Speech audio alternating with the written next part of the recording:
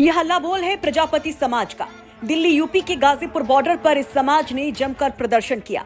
अब इस प्रदर्शन और हल्ला बोल की वजह भी जान लीजिए। दरअसल आरक्षण और अपने हक के लिए प्रजापति समाज का कूच था दिल्ली के जंतर मंतर के लिए, जिसके लिए प्रजापति समाज के लोगों ने मेरठ से दिल्ली तक की यात्रा निकाली। लेकिन दिल्ली पुलिस ने बॉर्डर पर बैरिकेड्स करके उनकी इस यात्रा को रोक दिया, जिससे समाज के लोग भड़क उठे और बॉर्डर पर ही जमकर प्रदर्शन और नारेबाजी शुरू कर दी। उसके बाद क्या हुआ वो हम आपको जरूर बताएंगे, लेकिन पहले इस समाज की गुस्से की असल वजह सुनिए, उनके हल्ला बोल का कारण और इनकी मांगे सुनिए। हम लोग 28 तारीख की सुबह निकले हैं मेरठ से। हमारे 3 दिन की यात्रा, 2 दिन और तीसरा दिन है। लगातार 80 किलोमीटर हम पैदल चल चुका है मेरा समाज। अपने गधे घोड़े टांगों से लेकर हम यहाँ से चले हैं, क्योंकि हमारे पास साधन नहीं है। हम लोग चाहते हैं कि हमारी जाति को अनुसूचित जाति के लाभ दिए जाए। हमारी जाति की जनगणना जो ये लोग शून्य बताते हैं, हमारी वो गिनती करके बताए कि हम कितने लोग बसते हैं, और हमें जंतर मंतर पर ज्ञापन देने जाना है।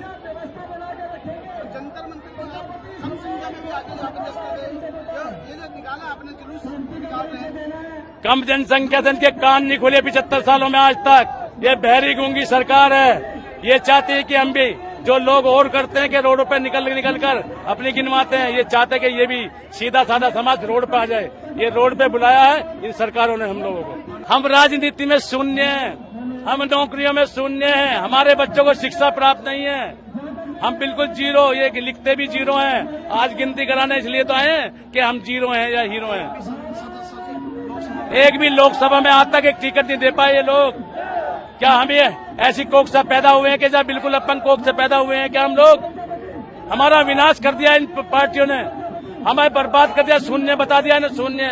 हमारे जो इस पार्टी में राजनीति करने वाले लोग, उनको उनसे दुश्मनी रखते हैं लोग, उन्हें शून्य का रखा। पार्टी के नाम पे तो उनको बंधवा मजदूर रखते हैं, उन्हें देने के नाम पे कुछ नहीं है। 27% का आरक्षण है, हम लोगों को 1% ही दे रहे हैं लोग। लोक प्रजापति उत्तराखंड राज्य अध्यक्ष माननीय प्रदेश अध्यक्ष उत्तराखंड हम जंतर मंतर में जाना चाहते हैं, और हमारी मांग है एक गाँव में अगर एक प्रजापति भी है तो उसे पक्का दिखा बर्तनों का लिए मिलना चाहिए, और आधुनिक उपकरण की मशीनें और पक्की भट्टी उन्हें पूरी छूट में मिलनी चाहिए। कम से कम मिलनी चाहिए। अभी हमारा जो यहाँ पे सिटी है उनसे बात हुई है, वो गाड़ी लेकर आए खुद और अपनी गाड़ियों से हम जंतर मंतर जाएंगे।